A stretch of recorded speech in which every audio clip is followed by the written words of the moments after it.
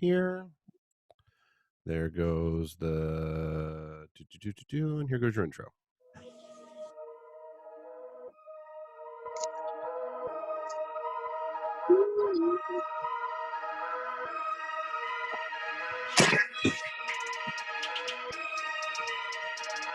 Hey. Hello.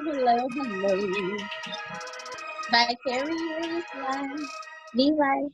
I need to use this charger right quick. Good evening. It's another Friday here on the V Life podcast on PodcastDetroit.com. It's your girl at Nakia05 Lovely and got your boy Hugh on the phone, on the microphone. Hell no, I'm a man. What up? Oh, excuse me, the man. And of course, we can't forget Honest Dave. Dave be lying. Hey, Dave. I'm here. What's up? Running What kind of operations for jersey my is that, basement Dave? bar. Huh? What kind of jersey is that? This is my Halloween, the Haddonville Slashers jersey. Oh, yeah, that's cold. Hey, what's going on, man? There's a lot of crazy stuff going on in the world. I just left Detroit. I was riding through Dearborn. It was fucking snowing. Oh, my God. Full-fledged snowing. It's the 8th of May, and it was snowing like mad. It's ridiculous. I don't know what's going on. It was snowing. Yeah, I don't know what's going on, man. I usually have the answers, but I don't. Because it was 90 degrees while it was snowing. Mm-hmm. Exactly. It was not cold. Like right now, I'm just briskly getting my little fresh air. And it's not even cold, yet the sun is shining, but yet it's snowing. And earlier, I went down to Belle Isle just to, to take a ride. Yes, and it was like nice, and then it just all of a still sudden have sex in like the car at Belle Isle? I wouldn't know. I didn't see nobody having sex. But I definitely saw a little windstorm pick up. They got to scale. If you go to Belle Isle and you ain't having sex in the car, it's kind of like you missing the whole point. It was the point. Of Belle Isle, you got to get the full, the feeling of Belle Isle. It's like, I'm smoking weed in the car. I'm having a little drink. Oops, I just got some head on mistake. This is Belle Isle. Yeah. You try to go out, enjoy the scenery, enjoy the wild. That's enjoying. Enjoy Detroit. Just like I saw a whole groundhog. Okay, I thought it was going to get really, really close, but I definitely saw a groundhog, and that was groundhog. I was expecting that. So you'd be surprised what you might run into. Wow. I thought it was nice because it was really sunny. But you walking around outside with no mask? Wow. I'm in front of my house. You living life on the edge.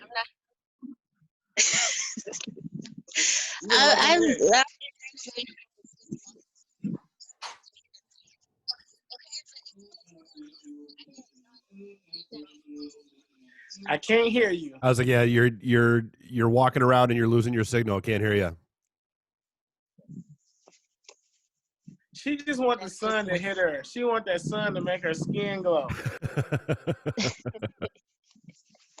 I'm getting so pissed. That's all. Are you jogging? Don't jog. You're black. You know what's going on right now. Yeah, real. What are you doing? Don't fuck around out there. Rest in peace to the young guy, Aubrey, man. It's not good. Damn, today is his birthday. That's fucked up. He couldn't even make it to his fucking birthday.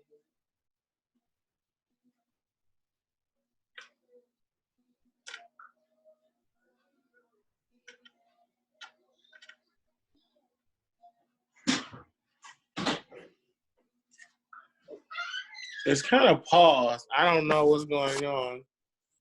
Adrian's gotten off, so.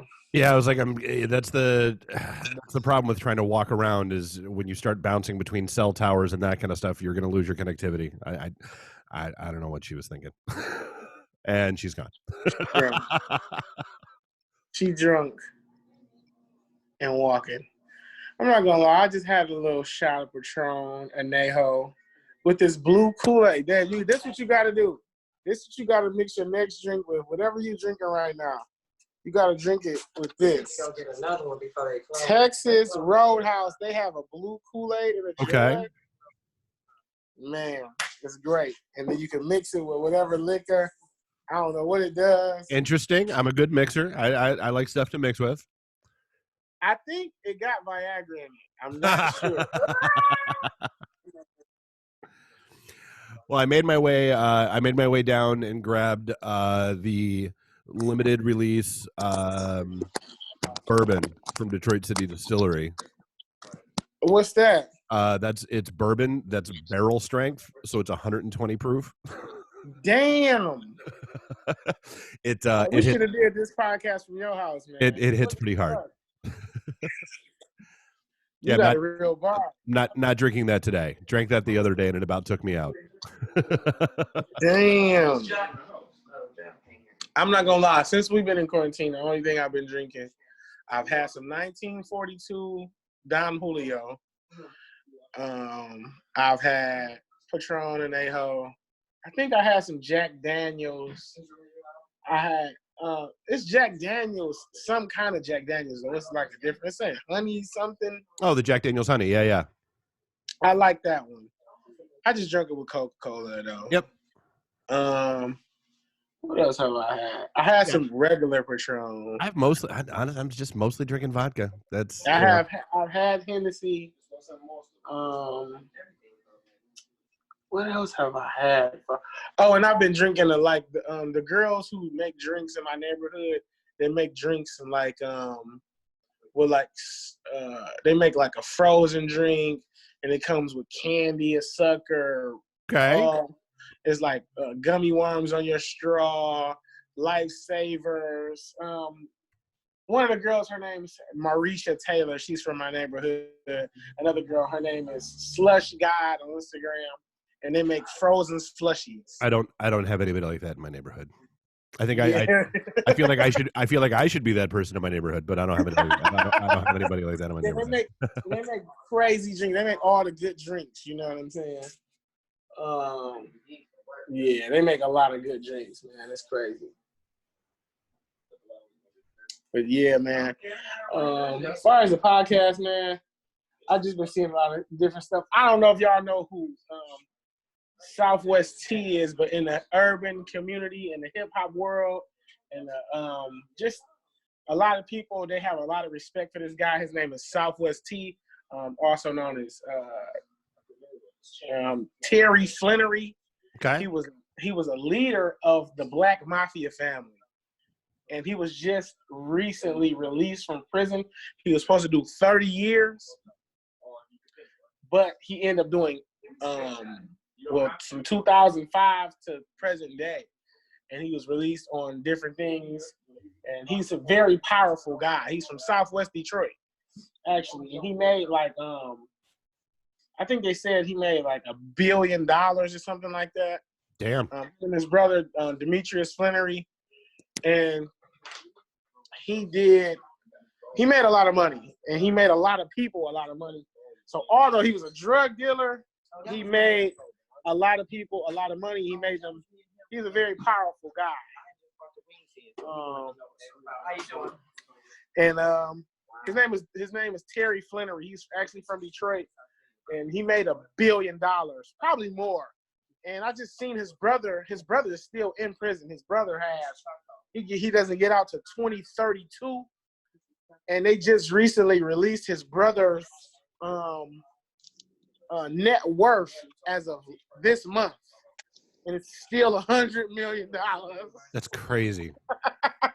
Hello. I don't know how to hit. Yes, I did. I apologize about the technical difficulties. Hold it down, Adrian. Woo! Sorry about that. But anyway,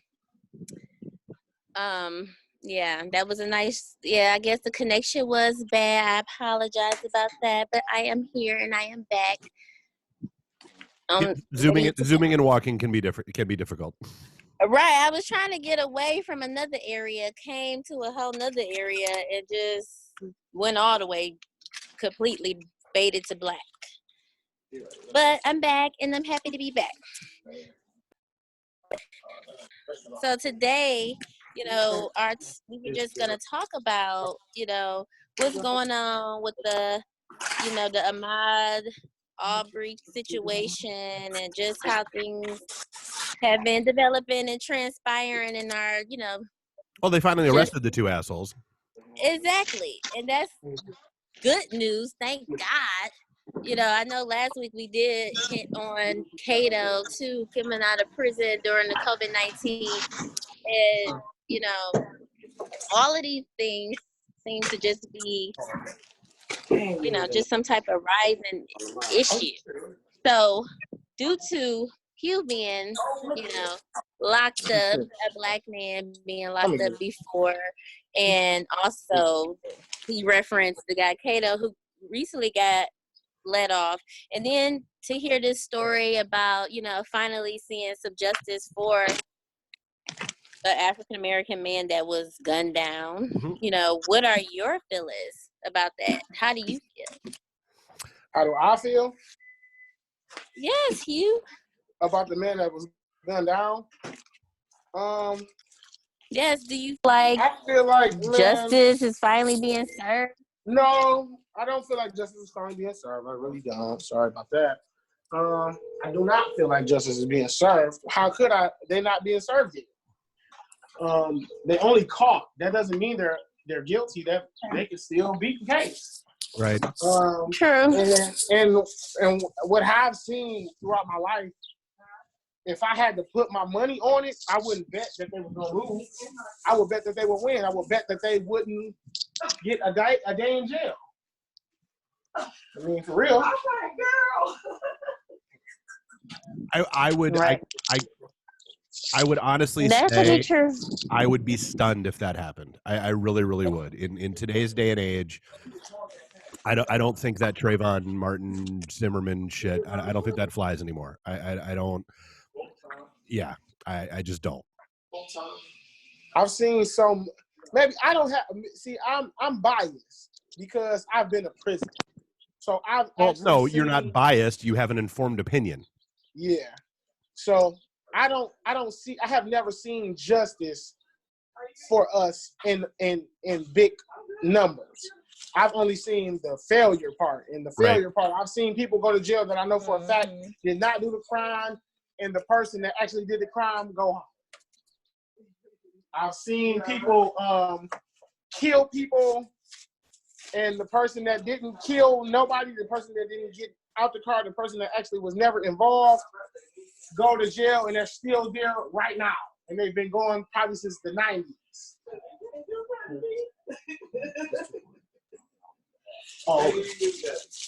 And I just don't have any faith in the system. I've seen too much when it comes to the system. The system has never been on people of black and brown side. I've seen people get railroaded and get literally 100. I mean, my friend Cato. I mean, he's not on the show today, but I was actually in prison with him. And I remember him telling me, like, man, I'm going to get out of here one day. And I used to be looking at him like, man, you out of your mind. You're not getting out of here. You know what I'm saying? I was hoping that he would get out, but I couldn't see it because you had a natural life sentence. And natural life in Michigan is not 20 years, it's not 25 years. It's till you die. You have to die. Right.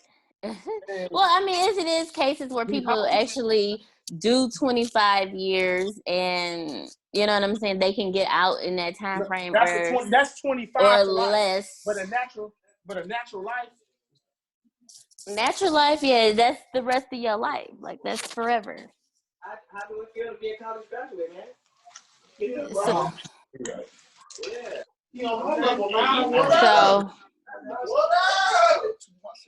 Man.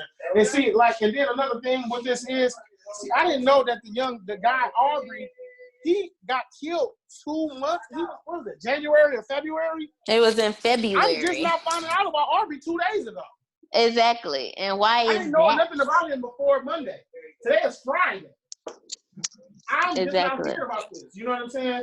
So if I was jogging, if I was seeing a person of a Caucasian male jogging, and me and my friend went and killed him and shot him with an AK, and then my other friend came and shot him with a shotgun and stood over him on live. Do you think it would have took 2 months for me to get caught? No. No. And that's another thing, it seems to me it seems to be this trend. I've watched a lot of crime shows and things of that nature, and it always seems to be like when it's, somebody that they think is either a Caucasian person or somebody of upstanding, presence in the community or something like that, then they're always That's why. You've been there for 2 months. His birthday is today. Listen, and then the messed up part about this able to get a pass, and they always seem to want to take they want to go through the most to make sure the evidence is clear. Like, they just don't say, okay, you guilty. They make sure that the evidence is going to prove without a doubt. And listen, and I didn't even know today is his birthday. Did you know that? No. That's Today's probably the young man's birthday. That passed. And that's Well, and wow. I don't recall the exact circumstances. I was reading about this today, and I'm sorry I don't have it handy. But there was something about those 2 guys that got arrested. Part of the delay is that they are related to some of the people in the judicial system. Wow. And so now there's a lot of talk of, okay, well, guess what? Is the county DA going to wind up on federal charges over passing on this for a while? So, wow. Exactly. It definitely makes you wonder. That's crazy. And I ain't gonna lie, man. I wish I had somebody in the judicial system. I would have been acting crazy. Well, it's like small, and then you got to think those is different. What is that? What city was that? Atlanta? What city was that? Usually that's how it is, and that's another thing, that I be talking about is that we don't have enough people in those positions to help our people when they get in those type of predicaments or when stuff like that happens. When they innocent and end up in prison for 20 years. That's ain't nothing. It ain't even no threat. How you doing? Yeah. And the crazy part about the whole situation, man, I have a silly story. The crazy about the situation is I lived in Arizona. And the reason that I kind of like this is crazy because I remember jogging. I was trying to lose weight, and I knew Arizona. When I moved to Arizona, it was like super hot. And I'm like, okay, if I run out here, I can lose weight easily. It's going to just fall off me. It was like 112 degrees, 126, 124, stuff like that out there. So I was like, I'm not going to jog during the day because that's the hottest time during the day, obviously. So I'm going to jog either early in the morning or late at night when it's cooling down. Boom. Not a good idea. I was jogging, not thinking, man, the police pulled up on me with guns in my face, and I couldn't even see them. I didn't even know they had the guns to me because I had headphones on. So when I'm jogging, I'm thinking to myself, this is Arizona. This is a nice place. Man, they put them guns out on me so fucking fast. And when I end up, so a lady was in front of me, like doing like waving, like, stop, please, stop. I'm like, what's going on? And I turned around. I'm like, what the fuck? And they like, what are you running for? Stop running. I'm like, I'm jogging. I mean, look at my clothes. I got on shorts. I got on a t-shirt. I got on a headband to hold the headphones down. You got to be kidding me. They're like, what are you running for? I'm like, man, to lose weight. The fuck else I'm going to be running for? And they wasn't feeling my story, and they ran my name. They took my ID. As a matter of fact, I didn't even have an ID. I think they ended up taking me all the way home to see my ID because I wasn't from there. I'm like, I'm not from here. I've been living here for some months. Is this how y'all treat people that move to your state? Damn. And after that, They was like, we apologize. We have a lot of this, they have a lot of that going on. I'm like, what do that got to do with me? What? And and clearly I'm black, I'm 5'10", so I fit every description of any lawbreaker in America. But yeah, it was just crazy, man. I'll never forget that. So I know for a fact. You just a stereotypical look of a criminal. The messed up part about this is the motherfuckers that's killing the black people ain't even police. Exactly. They normal citizens. They just out here, carrying their rifles, doing what it's exercising their amendment, the freedom to carry and all of that. And they're not being held accountable as a threat or anything like that when they're preying on people for no reason. Now, I did see a story about a state rep in D.C., I believe, who's been having, black guys who's been actually, walking her to her job. Yeah, that's crazy, man. With her AK, with AK, like they've been walking her to the Capitol with different guns, AK, with assault rifles on them to make sure that she's safe. So, it definitely can be done. Can you hear me? Yeah. Yes.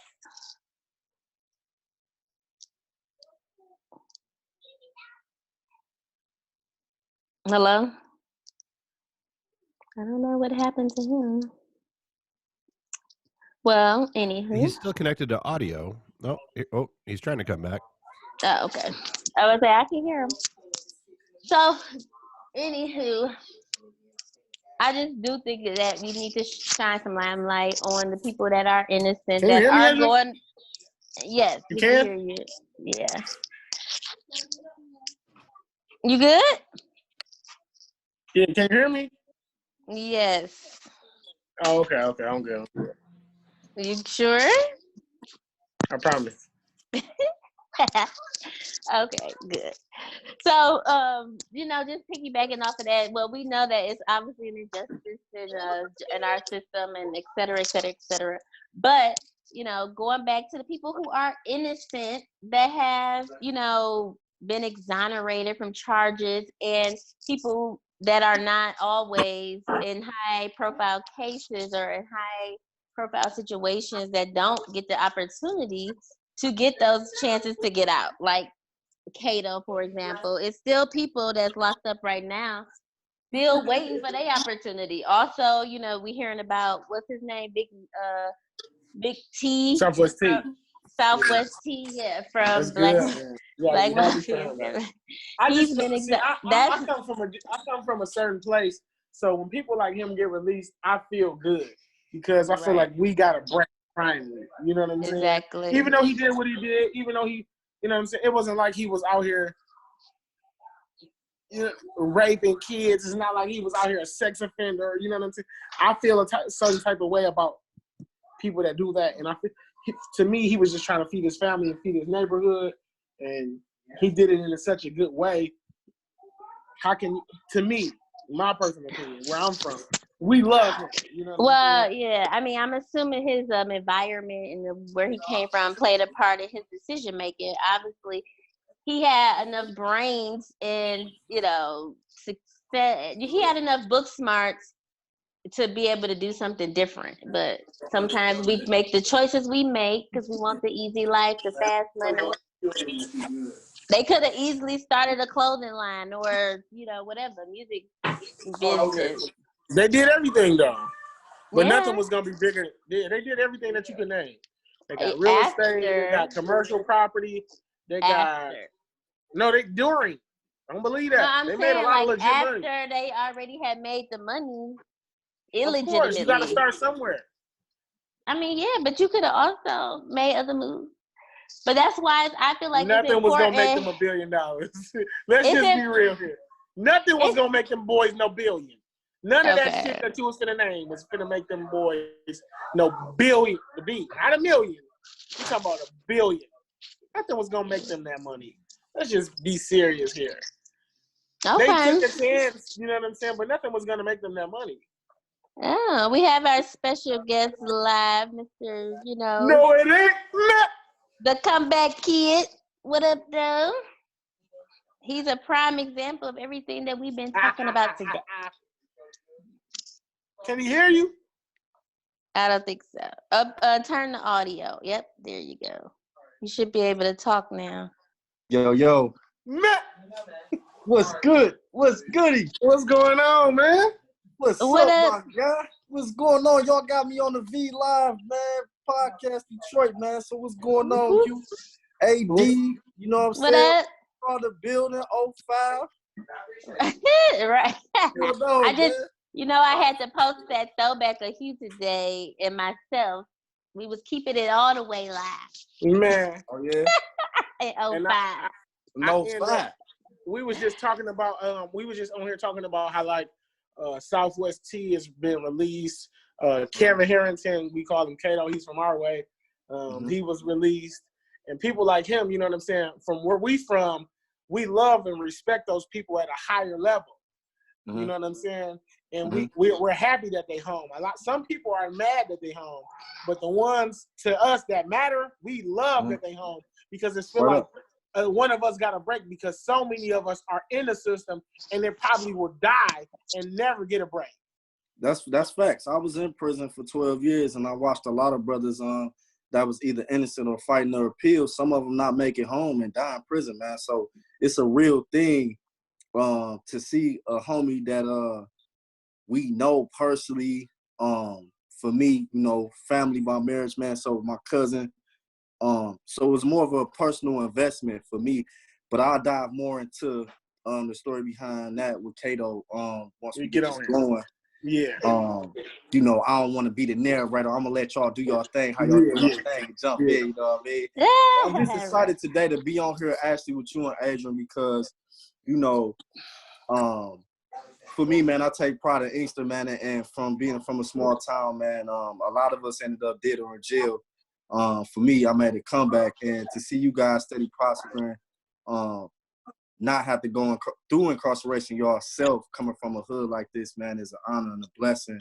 Yeah. And, so I definitely here to join y'all today, man, and tap in and anything y'all want to hear from me, man. I'm here. I'm on live. I'm with it. So, man. Oh yeah. And one other thing we was talking about is the guy that just got not just because actually it happened 2 months ago, but we didn't. Right. Me personally, I didn't find out until about 2 days ago. The young guy Aubrey, and for him to get killed, man, that was like a terrible thing. Like you can't even jog as a person of black and brown because it's not just what I'm saying. When I say black and brown, I just what I'm saying, black or Mexican, Hispanic, whatever the case may be. You can't do certain stuff because your life is on the line. When you go outside, your life is on the line more than some other people. And that's just a fact that, you know what I'm saying, even if you don't want to, you want to turn your eye, that doesn't mean, if you want to look away, that doesn't mean it's not happening.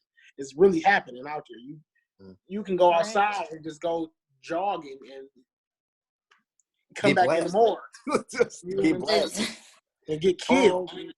Since that was one of the topics I was touching on, I'm gonna touch on it real brief. For me, when I seen that, it really labels that racism in America is only masked, and that's the word that I like to use for it. The racism is masked behind layers with smiles from Caucasian people across America, and a lot of other races with racial slurs towards Black people. And it's just a sad thing that people are still holding on to generations of hate for people that helped build this country that have been nothing but a blessing to America. So for me, all we can do is, my advice is to pray for those that have those type of ill wills in their heart.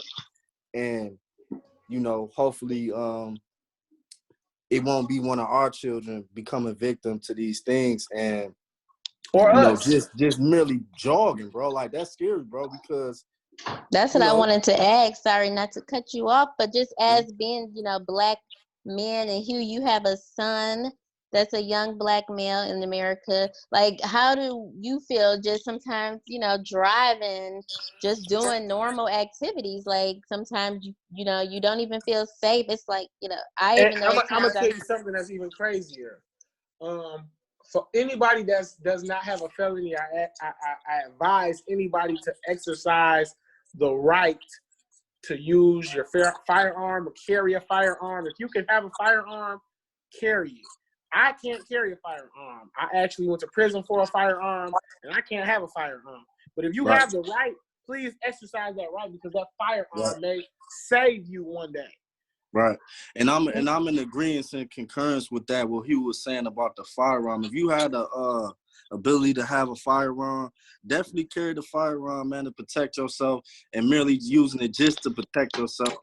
And it's serious out here like that, especially for our women. Our sisters, they're able to carry a firearm to protect their families and their children when the male role is not around.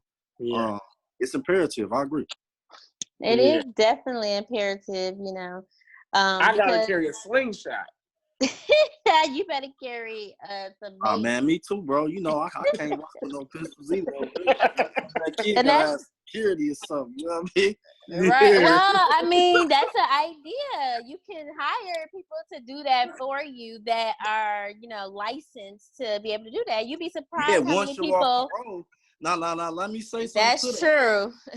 Now, when you on parole, they don't care if you celebrity status or not. They want you to abide by those stipulations with no firearms around you. So even with that, I feel like if, say, like with my case, coming into the parole office with a professional background and doing the work, I feel like with certain people, due to their monitoring, through their stipulations of parole, they should be able to get more of a break. You know what I'm saying? If they're holding the criteria of parole. And just say like me, say if I did need security, I can't get it until I get off, but I'm about to get off real soon, people, real soon. 2 months, man. Hey, man, I walked this mud for you, bro. Hey, they don't know about maneuvering through the town. Sliding. Walk light, man. Walk light. Thing, man. It's a celebration, actually. I swear, that is, y'all kill me with that. Like, the whole dipping through all these neighborhoods and all these back streets. I'd be like, what? Even my own brother, it'd be like, boy? He'd be like, nah, I'm not driving down that street. It's hot. Yeah, sometimes, hey, you know your way. You gotta step away for 1 second. You gotta glide safe out here. You know what I'm saying? Hey, D, I know you got some questions for me today. So whenever you ready to hit me with those questions, so you can chime in, that'll be, I'm ready. Oh, thank you. And yes, I do. First and foremost, thank you and welcome. For sure. Being on the Life Podcast. And I know that you have, so much that you can, share with our audience that you're relatable in so many different ways. So it's always good to have, a peer of mine, somebody I grew up with, somebody I know, you and Hugh, for that sake. We all grew up together, and it's good that, you can turn your negative situation into a positive and help other people. And I definitely want, even some of, I work in the education field, so I would like some of, students that I have, mentored and been around to also be able to get an opportunity to hear your story and be able to gain something from that and try to, make better decisions and choices in the future. So just to start off with that, like I said, we know our history. We're from Inkster, Robichaud Bulldogs, where we met. But, just speaking of what you went through, you did do 12 years in prison, for whatever. And now I'll go into that. Okay, well, What's please the first question? Elaborate. Well, just giving us a little background about, how did you end up in your situation? What took place? Okay. And then moving forward. forward. A little bit about me. I'm from Detroit. I mean, I moved to Inkster when I was real young. My grandmother and my mother's side are Inkster natives. So that's how I rep Inkster so hard. That's how I became, you know, part of Ink Time legacy, you know what I mean? And from there, I grew up in this small town, always was in sports, always participated in class activities up until about 6th grade. Around that time, a little bit before maybe 5th, my brother was killed on Michigan Avenue. Michael Thomas, he was killed in a drugs transaction, and that's when my life took a turn. I say I was around about 10 years old, yeah, and like 96. So from there, my brother Sean had took interest in, you know, my life and had come to get me because the thing that transpired when my brother got killed, a lot of my immediate family didn't take that well. It was a big mental health challenge for my mother and my sister, my immediate care at the time. So with them in a disarray, it left me in a disarray basically with no guidance due to them trying to escape by using drugs. And while that was taking place, I was left to my own devices and the big homies in the hood or just people that I seen in MLS, you know what I'm saying? Mm-hmm. So from there, around about 6th grade, I started to tap into the streets to try to fill that void of my brother being killed. And when that happened, that's when, you know, my test scores and me focusing on education started to go out the window.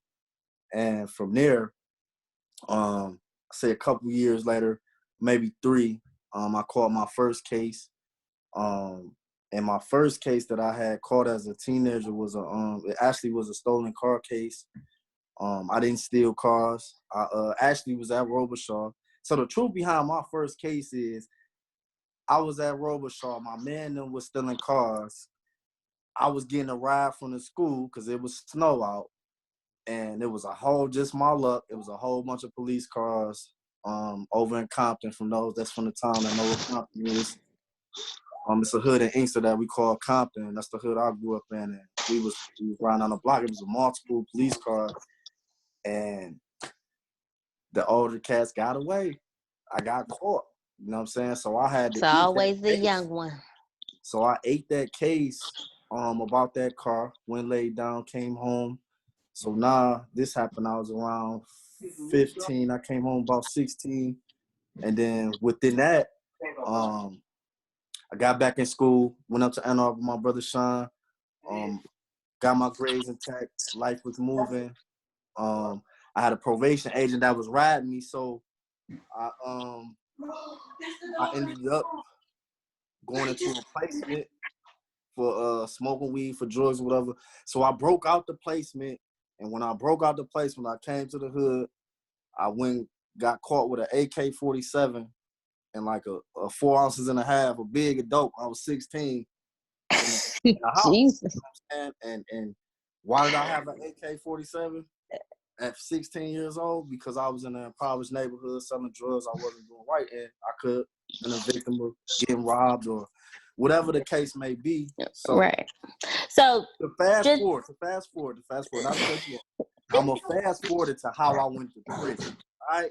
I know I'm taking time, so I'm going to fast forward just so that people get a little capital like the Dudley little story. Yeah, because somebody need to hear this. I go to jail, I get caught with a big in a chopper. Boom, I'm 16. For people that don't know what a big is, that's 4.5 ounces of dope. Yeah. So I rep that. I go to jail for a year. I go to the boot camp. They stand me down. I come out. Now it's 05. I see Adrian at prom. Boom. Prom. I pull up on her. I'm like, what up, though? You know what I'm saying? I just sat down, did that little time. You know what I mean? She in the Marauder. I pull up on her. She's in the water. Then we got a good time. Then boom. Like, approximately like a year and a half later, I caught the adult case where it was in the commission of a drug sale that went bad. And person ended up losing their life during the commission of that. And actually, I wasn't even the actual shooter to that case. But I took the case as well. You know what I'm saying? We don't know. Like, everybody just blew up. I'm here. And so I actually took the weight for that case, went to jail, You know what I'm saying? Came home. Now I'm back making the comeback. You know what I'm saying? To fast forward that, you know, between the deaths, my brother T Stucky going to jail in 2003. When I was 16, that's around the time I got caught with the chopper and the dope. So another mentor, another person that I looked up to was removed. And then my brother Sean was in college. He did the best that he could, but I was being hard-headed and just removing myself away from the positive things, because growing up, the hood and the hustle was all that I had programmed myself to know. And let's just be real here too. And even though we saying the positive and negative, the negative things in the neighborhood look positive. Right. They look positive. They look positive. Because the negative, the guy that we saying is negative, he's driving a car that's this year. Whatever year it is, he got this year car. Right. The So as a young, as a young years person, old, we hate this car. As a young person, that's what we trying to be. You know what I'm saying? Right. That's who you looking up to. The guy that's being we label him as negative, but when we go over his house, he has the most beautiful woman we've ever seen in our life. Like, where the hell is this lady? The guy that we're saying is negative. You know what I'm saying? He has, when the ice cream truck pulls up and all the kids on the block come outside, well, not anymore, obviously, but when we were younger, you know what I'm saying? The ice cream truck pulls up, he pulls out a thing of money the size of our head, and he pays for everybody's ice cream. Thinking to ourselves, I don't want to be positive. My granny is positive, and she has not a dime. She doesn't have any money. She Christian. She doesn't have nothing. I mean, what the fact of the matter is, bro, you know, to piggyback on what you're saying, Hugh, you know, yeah, like you say, that those guys become the role models, and those things are respected and looked at as positive, because we in the middle of the hood where they're not teaching us about entrepreneurship or running no real business. We taught about street business. You know what I'm saying? Yeah. It's very few OGs or people that even had that type of financial information or knowledge to pass to us in the hood, bro. Because I believe if I had somebody to teach me what I know now, I'd have never went to prison, bro. Yeah. I can't see y'all guys, though. It's one thing for people to say, you know, don't do this and don't do that and go to school like you saying. And it's another thing when your stomach growling and you don't have the things that you necessarily need or want, then that becomes a bigger factor. Now it's like, well, how do I not to get off subject, I feel like I seen something on I don't know what social media outlet it was the other day, and I was feeling like school does not teach us the necessities in life that we need. And right. I mean, like, none of the stuff, barely any of the things that I used in school do I use in life. I don't need to know about a war that happened in 1881. I don't need to know about a lot of things that happen in school. You know what I'm saying? It doesn't help me. But if you were talking about credit in school in the 9th, 10th, 11th, 12th grade, that would help. Or if how you to told me, listen, I need a 750 credit score. I need I need to know about equity. I need to know about liquid. I need to know about financial literacy, bro. That's what I was kicking. Yeah. I need to know about how to buy a home. I need to know about first home ownership. I need to know about taxes. I didn't learn about none of this shit until I got an adult. Until I got debt. And that's if you in college and you pick those classes. He's about, you know what I'm saying? till I got debt. Nigga, you crazy. Until I looked up, like, why the fuck you got debt? God damn. Yeah. Student loans, credit card. And then I'm gonna take it another notch. You know what I'm saying? So you had to learn through the school of hard knocks, which is backwards, but America is not teaching our people that way because they want you to work for the men. If I teach you how to become a business or work for yourself, then that means the black community can pull themselves out, and job security for those people goes down, because now we're starting to run our own, not only companies but corporations. And now, you know, that's the mind shift that Marcus Garvey was talking about. Yeah, Marcus Garvey, that's my dude, man. You know what I'm saying? That he was trying to give our people, you know what I mean? And Well, it just seemed like it's unfortunate that a lot of guys end up having to go to prison first to even acquire any of that knowledge, not only of just financial literacy and just economic wealth, but also just even their selves. Because I believe that's the biggest part. When you don't know who you are as a person, as a human being, as a spiritual entity, as a man, you don't know how to be what you're supposed to be. so my question is, why do you think prison bring that out of men? Because then you have more time to reflect. You have other people that have already made the mistakes that can show you, and you clearly gonna listen now, because where else do you have to go? You know, it's like the world is not moving as fast, so you have that time to just sit down and reflect and meditate. I do believe in prison, a lot of people, even if they think they meditate or not, you don't have nothing a lot of times but your thoughts. So that's you just rewinding everything, replaying everything, thinking over everything, you know, the feelings, and you start looking and feeling a different way. And sometimes you have to meditate to take your mind somewhere else to get out of that situation, because you can't physically remove yourself from there. You know, and that's when you start to have that spiritual awakening, because now you done humbled yourself long enough to get to know yourself and to listen to You know that what? spirituality that's in you. That's a lot of information for you never to go to a joint. So you must have learned from our That was experience. deep. So, that was deep. That was heavy, bro. You was writing people in the joint. Oh my God. She was in the visiting room. Oh, she was in that bitch. Hey, look, my nigga ain't listen Sunday. You hear me? She held it down. You is crazy. Oh. Hey, but I no, mean, that was yes. some good information for the people. You know what I mean? And just to speak on a bit about the homies that got out, you know, with the things that we seeing on Instagram and how these things are transpiring.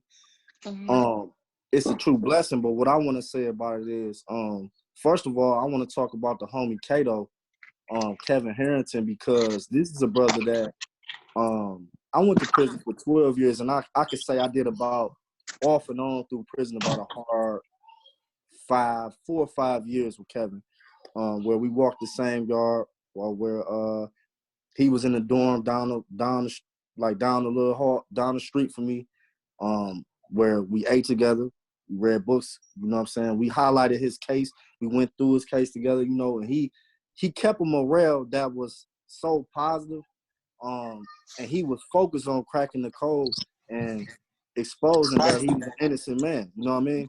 And behind the scenes, I watched him expose that and work hand in hand with the Innocence Project to crack this code. And it took a lot of strength and faith for him to do it. And the homie is the real triple OG, man. 18 years, 4 mistrials, the most in Michigan ever, Michigan history. It's unbelievable. And the thing of it is, this 4 mistrials. I never knew that. This is not magic, though. You know what I'm saying? This is someone who knew that they was innocent and said, you know what? I'm going to fight to the very end, and the people is going to find out about this. And those that crucified him basically ripped him off of the streets unjustly as a college student are going to have their day and pay for that. You know what I'm saying? And even the money that they offered him not enough for the time that he lost, man. It ain't even about the money. At that, man. He I'm could just make happy that that he's free, man. You know what I mean? Yeah, $50,000 a year, man. I was looking at that. $50,000 a year, they cut it. It used to be more than that, but they cut it because they've been. Enough. So that lets you know how many wrongful conviction cases been coming back, because it didn't used to have a cap, but now they have a cap because a lot of guys been cracking the code with getting the evidence for their case. And one more thing I'll say about Kevin Harrington, Kato, man, hey, that's my guy, man. He stayed the same the whole time. He ain't let them turn him to no joint. I remember, man. I just remember one conversation that we had, man. He was like, Hugh, how long you got? And I had told him, I was like, I got 2 years. Mm-hmm. He was like, how long you been in here? And I told him, like, this is my first day. And he was like, so first day? I'm like, yeah, man. I ain't been here not even a month. He like, what? I'm like, yeah. And guess what he told me after I told him? I said, what did he tell you? Because I'm like, you got a natural life, man. He's like, yeah, I got life. He was like, I'm coming home before you. I'm like, what? Hey, that's what he told you. See, I told you, bro. He kept that spirit. That's just the type of person he is. He like, I'm coming home before you. That was, he knew, he felt it. He knew he wasn't going to stay there. But he took that action behind it. And that's and what it takes. And not giving up. not giving up. You know what I'm saying? Now, everybody out You there, never man, that give have a loved up. one, or even Because if you out when on you give bond up, fighting it's a your case. life that you're giving up on. It's not you're not giving up on you're not giving up a job. You're not giving up some money. You're not giving up some food. You're not giving up a car. You're not giving up a house. You're giving up your life. You know what I'm But saying? it's easy So, to lose hope because that Right system up. beats you the up down to the point where you Yeah, be do. thinking like, I'm never gonna get out of here. You know, and they make I'm pretty it sure he had harder. days where he was like, man, I'm never Oh getting yeah, out. he had them days. He had them days since I had them. You know what I mean? It's a real mental challenge in there for sure. You gotta stay mental strong. The one thing I just want to add about Kato before we move to the next thing is this. In 2000 and when I came home in 2018, I stayed connected with him on JPay. He called my phone. Whoop, whoop, you know what I mean? Keeping the faith, you know. And I say about in like January, December, he was blowing my line like, cuz, you know what I mean? Like it's about to break through, cuz I need you to do X, Y, and Z, right? So, you know, when we go to prison, especially men don't have that bone in their body much as women to hold the next person down once they're incarcerated, right? Right. And due to me being in that scenario, just coming out of it, I have a different understanding and personal investment to help my people that are trying to seek justice. And that's when I started the reform fight. And he was like, yo, bro, I need you to call downtown. I need you to call news stations. I need you to call this person. I need you to shoot this over here, do this. I say, hey, yo, I got it. I got you, cuz. You know what I'm saying? I'm going to make sure I shoot whatever you need to help you get up out of here. So I called downtown during COVID-19, month before he was released. I called the Michigan Innocence Project, and I continued to press them. And you know what I told him? I said, this is Doug Little, reform advocate for Kevin Harrington, and I'm calling to have him released during COVID-19. That Wow. paperwork is signed to release him during COVID-19 because this is unjust and this is an innocent man. Now, in the event that I did that, they started making calls and it helped propel them to sign the paperwork faster. Or they could have kept him sitting down there because the courts aren't really open. You gotta think it's COVID, you know what I mean? But behind the scenes, I kept pushing and kept spinning his name around downtown because downtown, you know, Kim Worthy and the prosecutors, they'll keep spinning you. But and my thing is to everybody that has someone that's a loved one that's incarcerated and you really say you love them, you gotta take the time to hear what they saying and the little minute things like, can you call this lawyer? Can you reach out to them and send them this article? Can you do this in X, Y, and Z and connect the dots so that the bridge can be made? And that's how with Kevin, man, he connected the dots. He networked. And that's just my advice to anyone that's in there. Continue to make connections. I don't care if you order 100 stamps and go in the index of the law books and just write law firms and just send them a standard one-page letter about your circumstances. Continue to reach, no matter if you can't even see the light.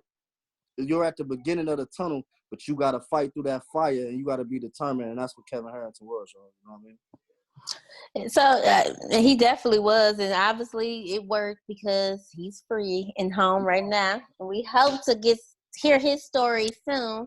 But just to go back into that aspect of everything, Doug, what are you doing, like your projects? And, you know, I know Kevin was your first success story. Word up. But I'm sure we will have more and more to come. Definitely come back here. Well, you know, as far as with Kevin, man, I don't really label it a success story. I just label it as, you know, me helping my friend. You know, I'm probably gonna downplay it, like, hey, but you know, that's really just me being a man of my word and like really wanting to see success for my friend and, you know, extending my hand the best way I could, you know what I'm saying? And it's not all about money. People get things misconstrued where it's all about money. Help your people if you down to help your people, you know, and that's just real talk, you know what I mean? Yeah. But for me, right now, I mean, with COVID, I really look for, we've been setting up a prison tour. Want to get more sponsors for this prison tour, but for 2020, that's what we have been setting up as a prison tour because I'm gonna be getting off a paper, and I feel like it's time to go back into the prisons to impact more people that's going to be making that comeback to society, and preparing them with skills and tips on real life things that's going on and that's moving. That I wanted to know when I was on the other side that I couldn't see, and I want to come back in and give them real time information for business networking, just a whole and A take a resource. team of us in there, like you Hugh, let's go in the prisons with me to actually reach them. And that's one of my biggest goals is a prison tour for 2020, as well as I ain't gonna lie, we gonna have to zoom from the prison tour. I ain't going back into the joint. He said, "Go." That brave, you. I ain't fucking that brave. Hey, but no, man. I ain't going. Hey, I love my niggas. He'll advocate from the outside. Hey, we gonna be doing the Zoom when you do it. Hey, I got you. Hey, listen, I gotta go up in there, man. I got a personal investment with this work, man. So I'm gonna take that trip.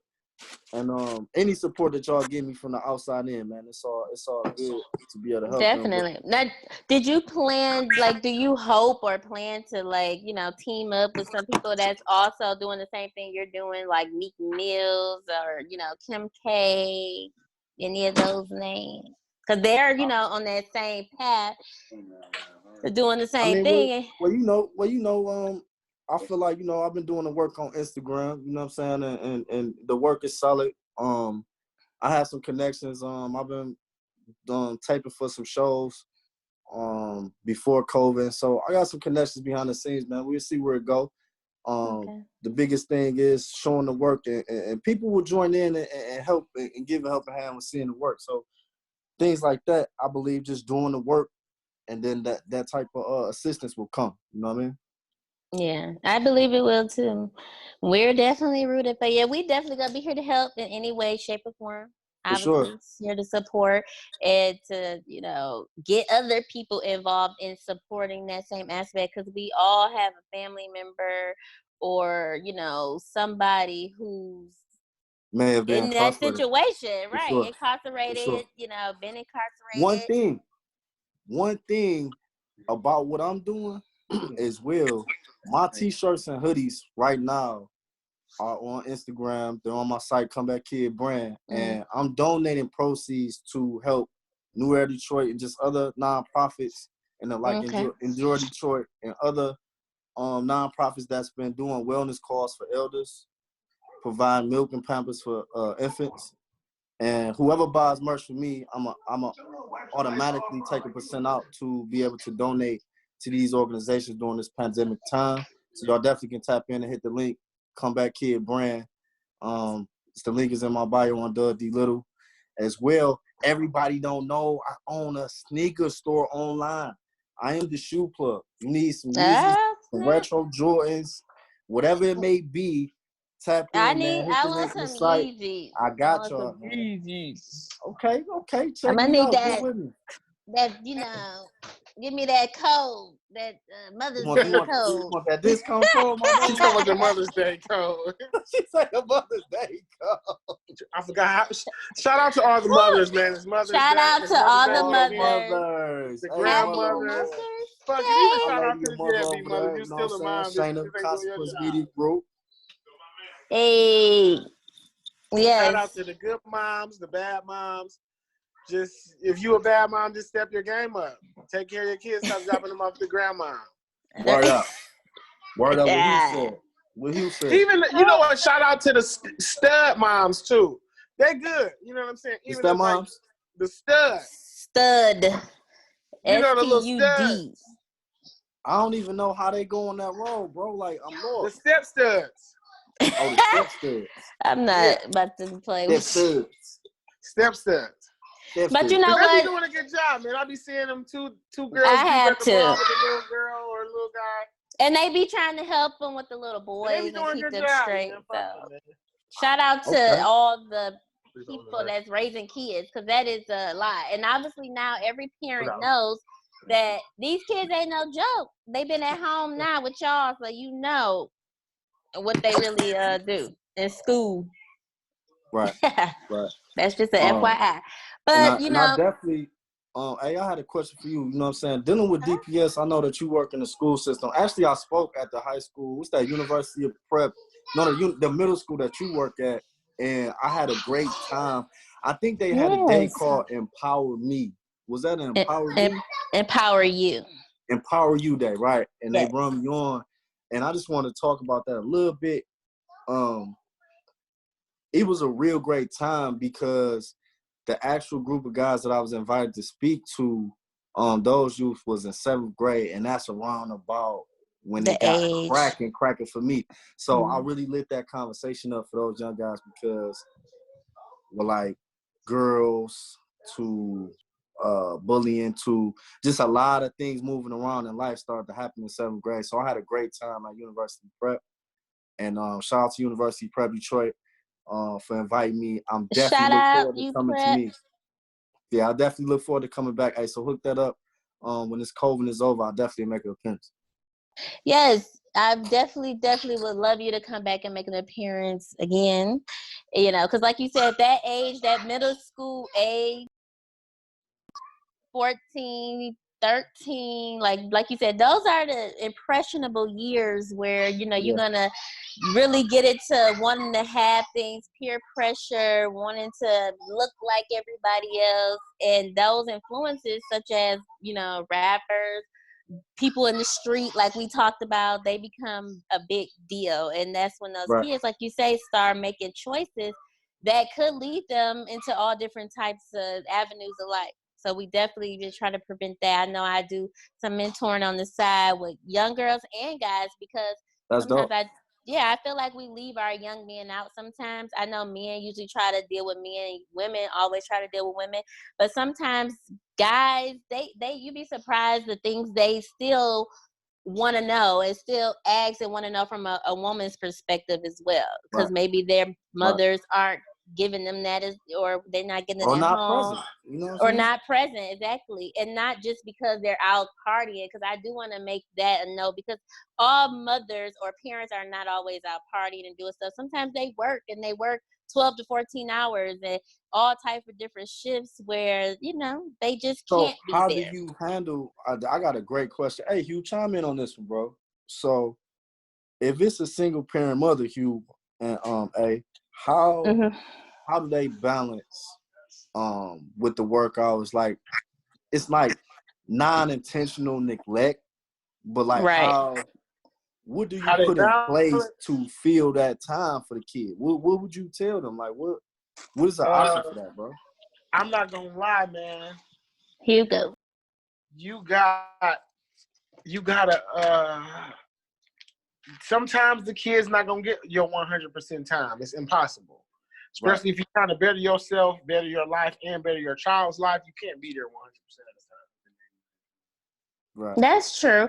I do feel like for myself, it took a lot of sacrifices because I have personally turned down, you know what I'm saying, certain jobs and, you know, certain pay because I didn't want to put all that time into, you know, not being there with my kids or having to rely on somebody else to come and, you know, pick them up and make sure they got everything they need. And somebody else is technically raising them, you know, because at that point, someone else is influencing what they think. And if you're not there and It's they're going important, through yeah. something, you coming in later trying to fix something that somebody else had to already fix right then and there.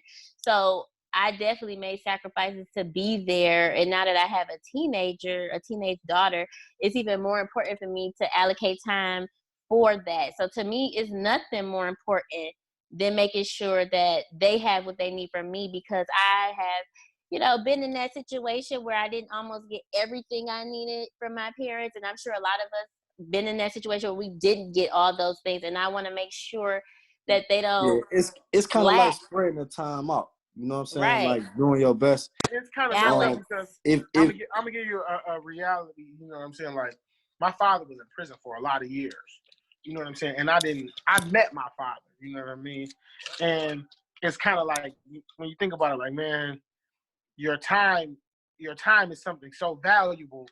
you don't. Sometimes we lose track of that. You're like, okay, I gotta go get this money. I gotta do this. I'm trying to better myself, but at the same time, you gotta like, oh, okay, I gotta teach my child this because I don't want them lacking in the area, or I don't want somebody else teaching them some crazy stuff that I don't want them learning. You know what I mean? Mm-hmm. So we gotta find balance. That's all it is, just balance. You gotta find that balance. That's the word for it. That's the answer there. You know, that's really what my rebuttal was gonna be. You know what I'm saying? It was really just balance, bro. You can't take away and be in two places at once with time. But the best thing to try to do is create schedules. You know what's crazy? And like, balance. even though, you know what I'm saying, we on this podcast, I remember your grandma. I remember your aunties, you know what I'm saying? And they was like, you know what I'm saying? I remember my pops was around, you know what I'm saying? Yeah. And he was coming over there fixing stuff all the time. I used to think in my head, like, man, I literally remember thinking, and now that we older, like, this is stupid to think that, like, we living in Inkster, but I really thought your grandma was rich. I'm like, man, his grandma is rich, you know what I'm saying? I really thought that, you know what I'm saying? Well, I just worked that for us, homie. And I'm saying, but when you young, you don't know, I didn't know what rich was. I didn't know like mega rich millionaire people, you know what I'm saying? I just knew people that were doing good. So if I felt like he was doing good, in my head, I'm like, they rich. You know what I'm saying? I remember really thinking like, that's funny. You know what's funny too, man? I knew you a long damn time, bro. Yeah. I knew you since we was little going to greater grades. Yeah, little kids. How about when they used to put that snatch off ugly ass town, you?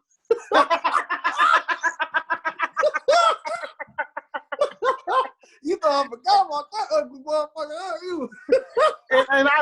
and I just really remember like so many different things. I used to be like, and there's certain people like even in our neighborhood, like they was doing good, and it still don't mean nothing. Like, you know what I'm saying? Because if we not teaching our people, like even some people, they came from money and they still ended up in streets. Like they had like even when I went to Romulus, like when I moved out the hood, I ended up moving to Romulus, and I was confused. I used to be like, why the hell are y'all trying to be in the streets and y'all is out here trapping? Why are y'all trying to be in the streets and y'all doing way better than where I just came from? Their education was dope at Rumble. I tried to go to Rumble. They like, hell no, you can't go here. I was like, what? Yeah, and I remember that. And I was thinking to myself, like, man, there's so much crazy stuff going on. But it doesn't matter. Just because you got money doesn't mean you got the education to try to keep that money. Right. You know what I'm saying? I agree. That was one of the things we wasn't learning in Romulus. Even though we went to Romulus, and people were saying it was a great education, there wasn't that much going on because look at some of the people that came out of there. You know what I'm saying? Nah, we didn't see. How long are we supposed to be on this thing, Adrian? We didn't see multitudes. I extended some time. Oh, okay. We got multitudes of people that we knew from the hood that got money that are broke today because they didn't have the financial history. Yeah. You know what I mean? And we got people that I was thinking to myself, like, whatever you're doing is crazy. And now they are rich as hell. And I was thinking to myself, you know what? Maybe I should have did that shit. For real. Oh my goodness. You know, and I just want to say this to both of y'all real quick, man. And I'm going to say this to y'all. To AD, you know what I'm saying? I've seen you come a long way. Q, I done seen you come a long way, bro. And yeah, for you, I'm gonna put some damn emphasis. You know, and to be on here, man, and y'all doing something that's noble like this and professional, man. It's I take my hat off to it, man, and I want us to keep elevating, man, and whatever I can do to extend my hand, my voice, my network, man. Y'all got my support and help 100% on the town, on the love, on Robichaud, on the hood. Hey, cause at the end of the day, we all we got. You know what I'm saying? He trying to forget our Yeezys, ain't he? He tried to forget our Yeezys too. Trying to forget our Yeezys on the low. I give you my address now. Say no, but I do appreciate, you you, Doug, and Hugh, because like you said, we did grow up together. I wanted to make sure I'm always willing to help somebody try to make it to the next level if I can, even when I'm climbing the ladder myself. Some people wait till they get to the top and then they help, but I try to give as much as I can along the way because I know how it is. And I believe in us, and I believe that we will do something big, and we're gonna bring something back. What's the saying? Trust the process. Trust the process. For sure. Yeah, not only we gonna bring something back for the city of Inktown, but we gonna bring something back for the culture itself and Detroit. I just want to make sure we are making sure we create a platform for anybody to be able to bring whatever they need to bring and Sure. say what they need to say, you know. For sure. So I do And you know appreciate what? that. One thing, not to cut you off, that I need both of y'all to give me some heat, man. Now we seeing Southwest T get out. You know what I'm saying? Now, I don't know if you privy to T Stucky story. You know Yeah, I'm all the way here. Nah. There's something going on. Nah. This guy, the reason because everybody telling me they like, bro, Stuck got that murder stuff in his, and this is why it's a bias towards like trying to, you know what I'm saying, release him or whatnot, right? So my thing is with that, yeah. But when you're wrongly convicted of a murder, I'm not gonna speak on money laundering, I'm not gonna speak on whatever else. But when it comes to that murder rap, he gotta get resentenced first of all, bro. Because you got E-Dub on the documentary, on the DVD, saying that it was an informant that was locked up in the federal penitentiary that turned informant that had committed a similar murder and then put it on Stuck. How ill is that? Right. And they got this on wax, man, saying it. So tracking down the witnesses, that's why I said any other investigators, hungry college students that want to help do some investigative work, we're bringing justice to T Stucky, Delmon Stucky's fight. You know what I'm saying? Definitely DM me on Instagram at Doug B. Little. You know what I'm saying? My email is info@douglittle.net. Holla at me, man. Tap in because we have an innocent man that has served almost 20 years on a murder charge that he did not commit. And it's very clear as day, but it has to be unraveled and it has to be presented in the proper form to bring some justice to this case. Like, it, you know, out of my family, I'm like the only one really fighting. You know what I'm saying? Advocating. Yeah. You know what I'm saying? I need the support from the people. I need the wisdom and understanding from those that are dealing with law. And we can definitely get him back on the streets to be with his family and to make some magic out here, man, with these positive things we got going on. Because he definitely got a spot with me with Comeback Kid. I mean, he definitely gonna have work. He definitely gonna be, you know what I'm saying, in a positive realm. And bro gonna hit the stage for sure and tell his story as well. Yeah. And we'll be definitely supporting you on that and definitely welcoming him when he walks on the concrete ground outside those gates. Right. Because it's gonna happen. We gotta make sure it happens. Man. It's gonna happen. We just gotta make sure it happens. It's been a definite, pleasure, and I enjoyed this conversation, Doug. I definitely want to have you back, and once, like I said, and I can't wait till the COVID is over, man. You gotta have you on the actual, you know what I'm saying? In the actual studio. I like that, man. I definitely enjoy. You Hopefully, let's keep our fingers crossed for next month. Let's keep our fingers crossed. I don't want to go back to work, but then we got to go back. Yes, but I do appreciate you being on here, and we definitely want to get into some more conversations. You know, like I said, with Kevin and his experiences. You in the A? You said what? You in Atlanta? Yeah, I'm definitely in the A. Y'all been out there getting haircuts. Man. Hey, I did get one. I slipped up. I got one house call. Oh shit, I got one, bro. I wasn't supposed to get that. Look, I couldn't help you. I say, man, I'll be on Instagram too, man, brother. They tripping, man. Yeah, right. Gotta keep it clean. I got no haircut. I had to finally do something to myself. One, man. I'm down one. I'm contemplating. Nah, I was like, man, dog, 60. I'm like, hell no, I can't give him the 60. I gotta hold out, man. Yeah. I ain't gonna lie, they want 100 up here. You got some. They want 100 up here. They good though. They want 100 for a haircut up here. You got some clippers over there?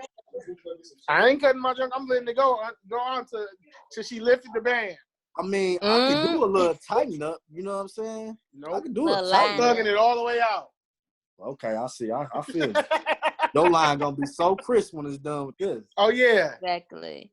And let's just make sure we give another special shout out to the families and prayers, of course, to Aubrey family, the Aubreys, and just keep fighting for justice for our people. It's time out for all of this. It's time to really be And I hear people say like it's more white on white crime than black on black crime, but at the end of the day, ours seem like to be more publicized, and it seems like it's more, you know, brutal and just unnecessary. And today is my man's birthday, man.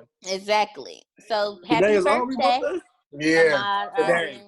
Yeah. That's Happy heavy. birthday and rest in peace at the same time. That's terrible. Man, at the same time, Good. it's terrible. Bro. So we America got to do better, man. You know what I'm saying? America It just got to do better. starts with one individual, one person at a time. All right. Well, Yep. it's been sweet, and we will get with you guys not next Friday, but the following Sure. Friday here on Be Life. We'll get you into some juicy topics. You know, it's a lot of stuff going on during this quarantine. We're gonna have to figure out what Hugh been doing, who he been messing with. All right, and that wraps us up at this. We gotta wrap it up. The Oasis. Who he going to Oasis? We gotta wrap it up. I see. You know what, Doug? I'll holler at you, bro. She's so heavy on here, Hugh. Get her off of here. Cut her mic. Wrap it up, guys. I love you guys. All right, love y'all, man. Be Come safe, back, love man. Tap in, y'all. All right, Peace. till next time. Peace out. Peace.